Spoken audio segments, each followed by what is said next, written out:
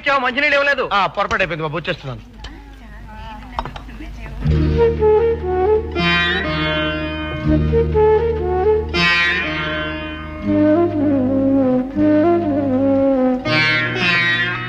మా దొడ్లో బీరపది ఉందే కర్మ.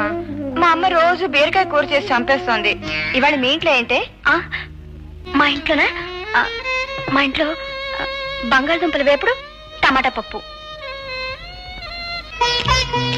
చుక్క ఒక పెసరే. స్వప్న, ఆ ముద్దపప్పు వేపు ఎంతసేపు అలా చూస్తావే? వన్ వే ట్రాఫికే కదా, కానీ తిను.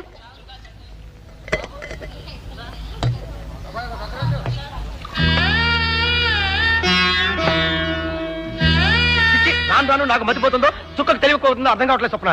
ఇవాళ ఇడ్లీ పెసరట్టు అస్సలు బాగలేదని తెగ చదువుతోంది. కాస్త రుచి చెప్పు. మీ చేత చేస్తే బాగా కుదరకపోవడం ఏంటండి? అదే నాకు ఆశ్చర్యంగా ఉంది. నువ్వు తిని చెప్తాను.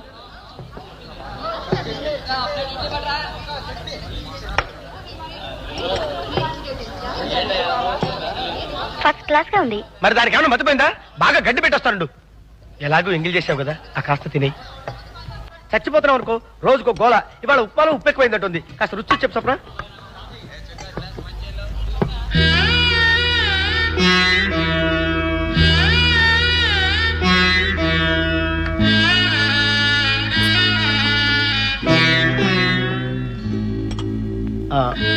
అది అది ఉప్మా, ఉప్పు, రుచి.